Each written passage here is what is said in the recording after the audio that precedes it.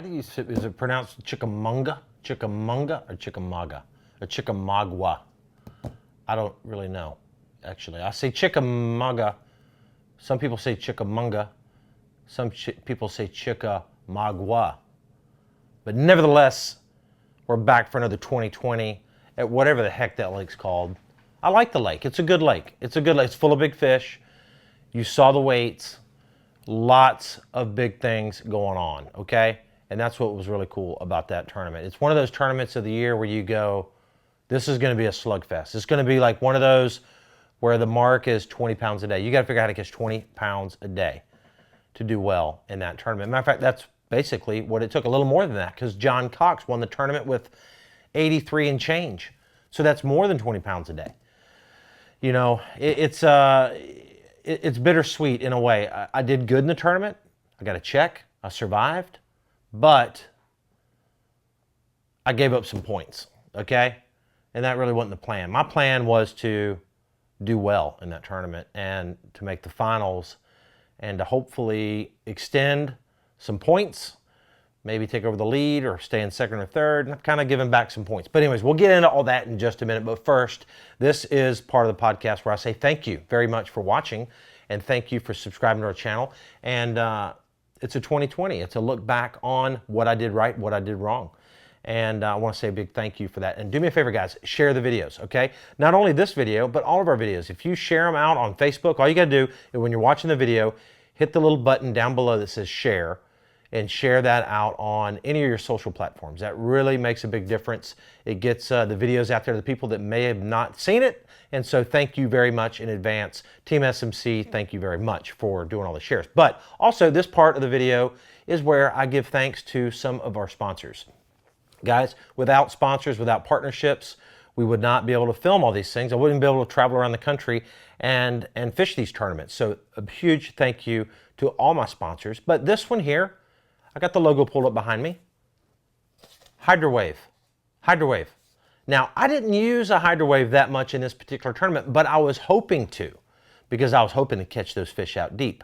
I ended up fishing shallow on some sight fish, but out deep, when you're fishing for schooling fish, you're out off the bank and you're fishing groups of fish, a Hydrowave is key. You ask yourself, what is a Hydrowave? If you're not familiar with it, it is basically an electronic sound device that emits sounds through a speaker in the water that emulates feeding bait fish, crawdads, bass schooling. There's all these different settings. You go through here and you hit like schooling, crawdads, bluegill, and they recorded, which is crazy. They recorded, I don't even know how they did this. They went around with like a microphone under the water and recorded what crawdads sound like when they're, I guess, crawling around the bottom. They recorded what bass sound like when they're feeding on bait in the area. And believe it or not, it really makes a difference. It gets those fish in the area thinking about feeding.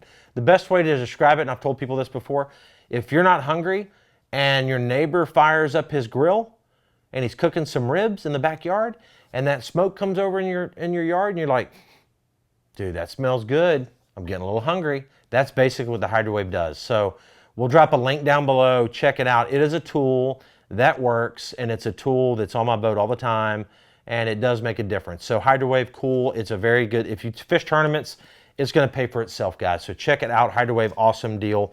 The other thing, which I didn't put up here on the counter. Oh, here, let me grab that real quick. Let me grab that real quick, because check this out, guys. Check this out. Look at this battery. Look at this battery. Who can do that with one of their batteries? Yeah, because I've been working out. I'm strong.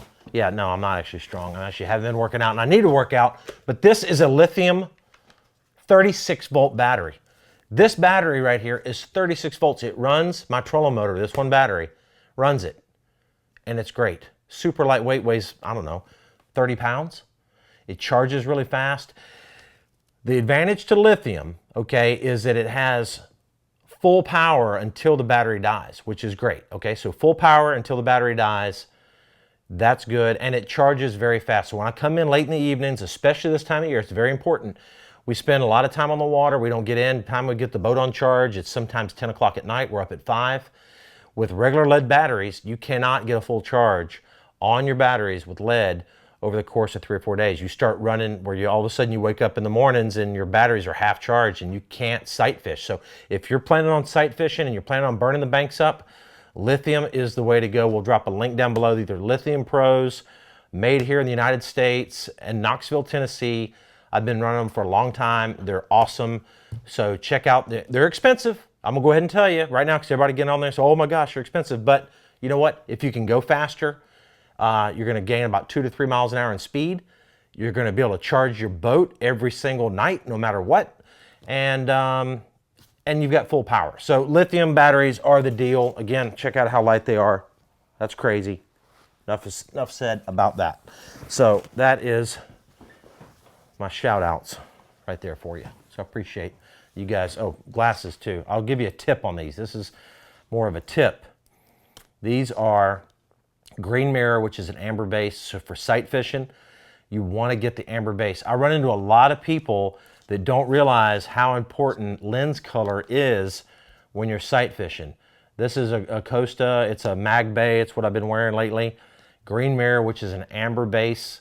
And you can see those fish in the water much better than a gray base. If you have a gray pair of polarized glasses, they're not as good for sight fishing. So I'm just going to tell you, go down to Sunglass Outfitters at Bass Pro Shops and check out an amber based lens.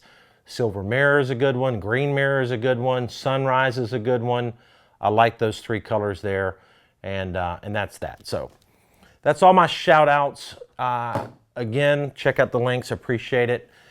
Let's get to the tournament. So here's where we're at, okay? 6th tournament of the year, Lake Chickamauga, Big Bass Factory. I've got to catch them. I was sitting in 2nd place for Angler of the Year going into that event, and I really wanted to make a move in this tournament because going into Lake Champlain, I've done well there at Champlain, very well. Matter of fact, I've won 3 tournaments there, 3 tour events.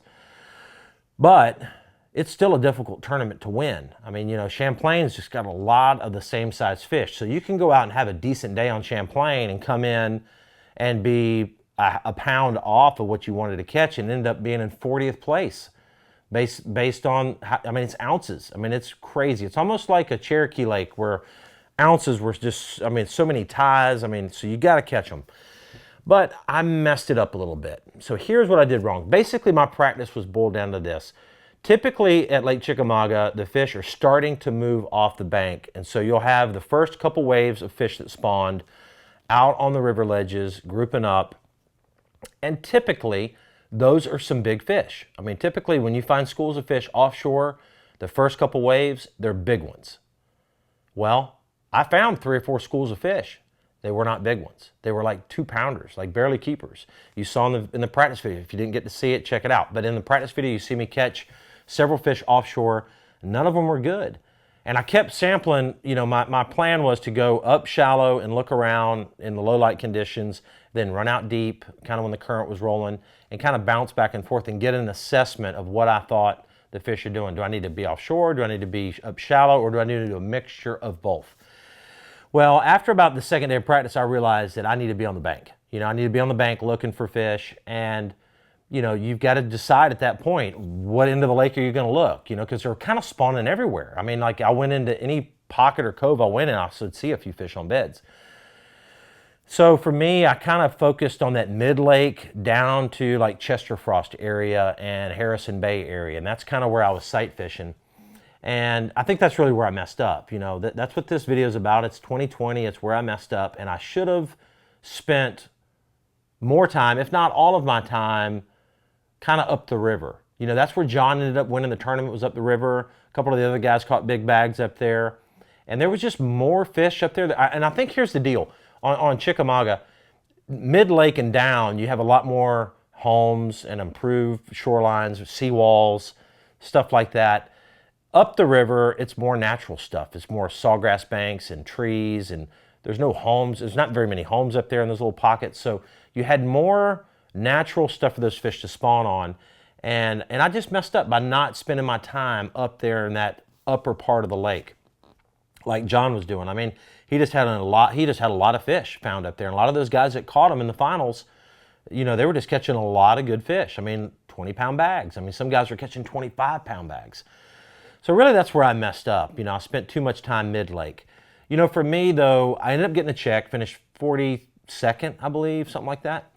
$10,000 check. I did get some good points, obviously, but it did drop me back a little bit because some of the guys that were right behind me in the Angler of the Year ended up catching them better and finishing in the top 30. And, you know, John Cox ended up winning the tournament. Dudley finished real high and a couple other guys. So, you know, it kind of messed me up a little bit. I'm not out of the Angler of the Year race by any means, but I'm definitely going to have those guys stumble a little bit at Champlain, and I don't have to catch them. I got to win the tournament. I got to go out and catch them, and I just got to get it done. And that's the plan. That's the plan, guys. Everybody in the house has won a tournament but me and Tom, so we've got to step up our game. Tom, we got to step up our game, my friend. But that has been cool. It's been cool to watch these guys win the tournament, and it was really cool to see John progress throughout the week as well, and Andrew. I mean, both of them finished really high.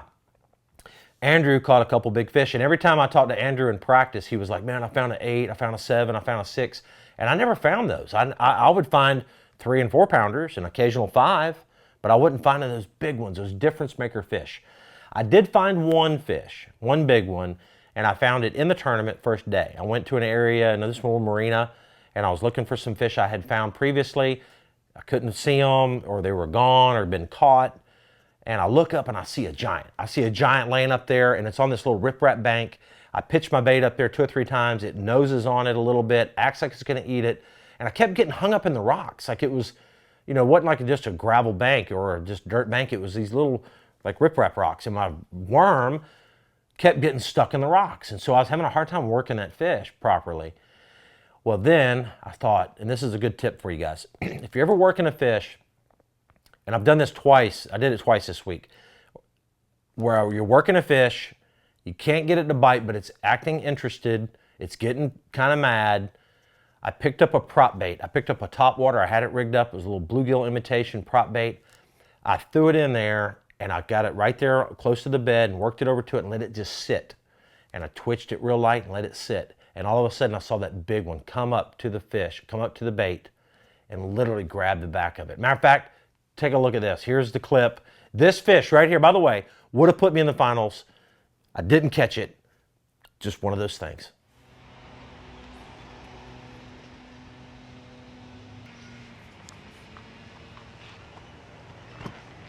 It's a 9 or 10 pounder. It's a giant one. That's a dang 10 pounder, dude.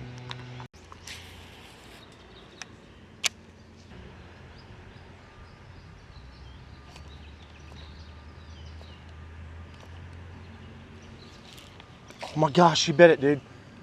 She bit the top water. And I missed her. She bit it, dude. She's right underneath it.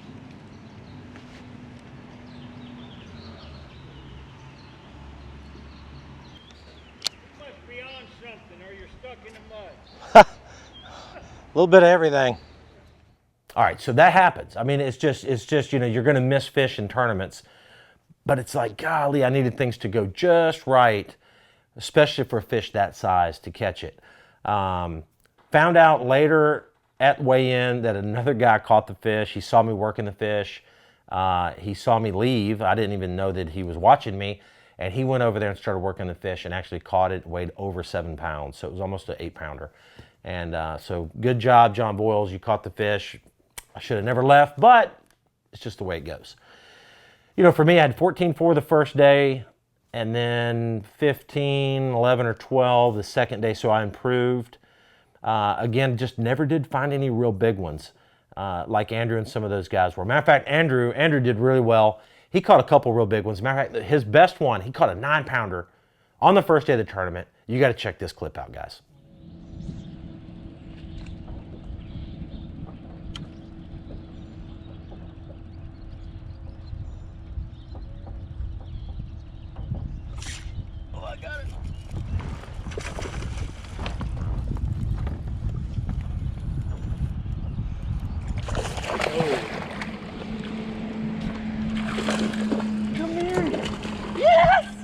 Yes! Yes! Oh yeah. That's a 10, dude. Yeah. That's a freaking 10.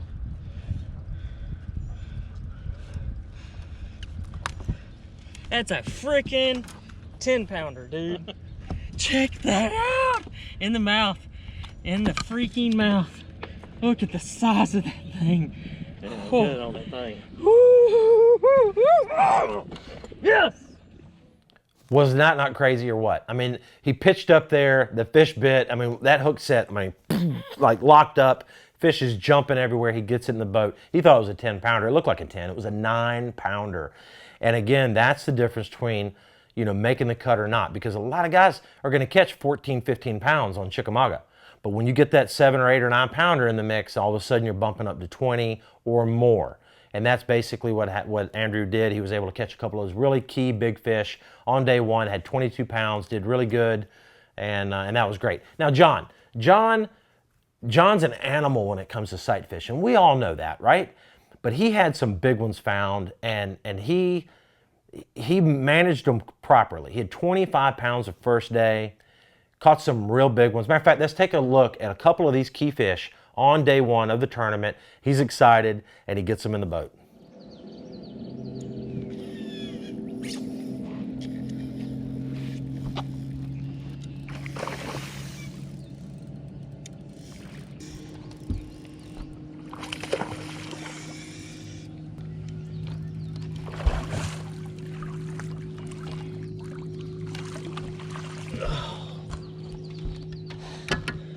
Number 4, right there. Nice one.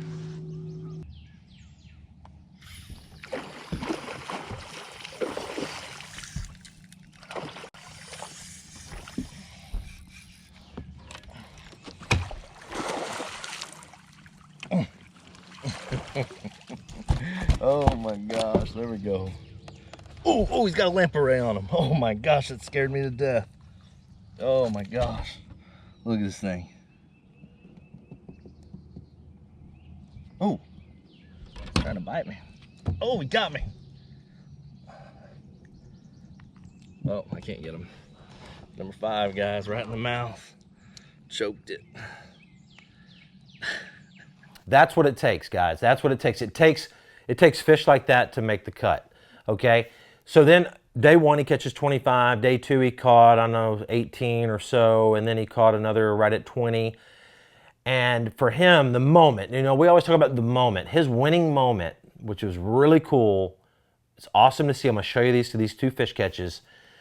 It's for me, like in fishing, tournament fishing, it's all about the little details, right? It's all about those things that pop in your head. You're like, oh, you know what? The weather changed, I should go do this. Or, hey, I fished down through here and this is working. I know another spot that's similar. So he started noticing something, what these fish were doing. The water kept rising. The last day of the tournament, the water's up pretty high. He noticed these fish were really getting on the cypress trees. And he had about 15 minutes to fish, and he thought to himself, there's a couple cypress trees that he always catches some good fish off of. 10-minute run down the lake. I haven't hit them. He said he never hit them the whole tournament. He kind of forgot about them. He makes a Hail Mary run down there, pulls up with like 5 minutes to fish, and this happens.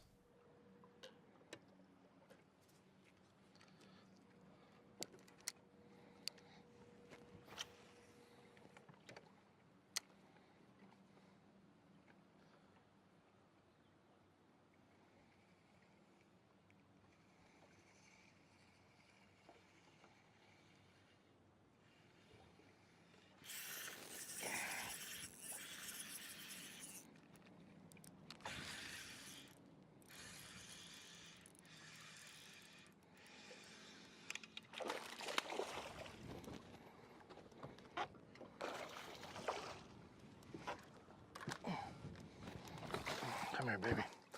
All right. There's one. Come on, we gotta get one more. One more of these guys.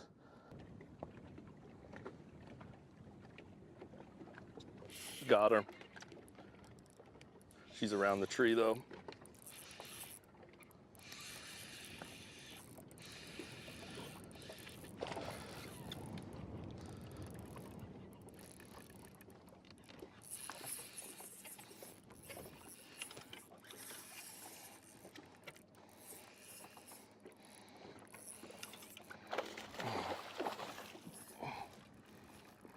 Come on, baby. Come here. Come to daddy. Come to daddy. Oh, I can't see her. I can't see her. Oh, come here. Come here. Come here. Come here. Come here. Come here. Woo! Woo! We gotta go. Oh man, that's what I'm talking about. Oh my gosh. That's what it takes. Good job, John. That's instincts, right? That's that little instinct that pops in your head that says, oh, let me go do that. He had confidence, he did it right, and he got those 2 key fish in the boat, ended up winning the tournament with those 2 fish. Otherwise, he would not have won the tournament. So he had 21 pounds, big deal, awesome for him. You know, he's leading angler of the year now. Dudley's in second. I've got my work cut out for me going into the last tournament. But, you know, again, guys, it's going to boil down to decisions. It's going to boil down to me finding the right fish, whether they're spawning or not. I'm not sure what they're going to be doing at Champlain yet. I'm sure there'll be a few fish up on beds. There's going to be a lot of fish done. It's really going to boil down to finding those key areas, those key stretches, and making good decisions. So, guys, that's it. 2020's in the books. We're moving on. We've got a little bit of a break. We've got about a 6 or 7 week break between now and Champlain. So do me a favor, guys. If you guys want to fish on Champlain, if you actually want to ride along, you won't get a fish. Be a marshal, okay? I get a lot of people coming up to me at the weigh-in saying, hey, I signed up for the marshal program. I watched your video. I didn't know anything about it. I went to FLW Outdoors, signed up for marshal. It was an awesome experience, okay? You can win money. If your pro does good, you can win money. You can win a boat. I mean, there's all kind of things. It costs like $100. So for $100, you get to ride with the pros for 2 days and possibly win some big money or even a boat. So check it out. We'll drop a link down below, of course, for that, for the Marshall program. It's a really big deal. And appreciate all the support, guys. Also, do me another favor. One more thing. Drop some comments down below and let me know what are some good fishing tips that you would like to see. We've got a little bit of a break here. We're going to go out and film some good fishing tips. We've got some good stuff coming down the pipe. I've got some good shows planned to shoot as well. So let me know what you guys would like to see fishing tip-wise. Fishing season starting, smallmouth, spotted bass, largemouth, it's all going off. So guys, thanks for watching. We will see you soon again, I promise, every Tuesday, Thursday, and Saturday. Thanks for watching. We gone. See ya. See ya.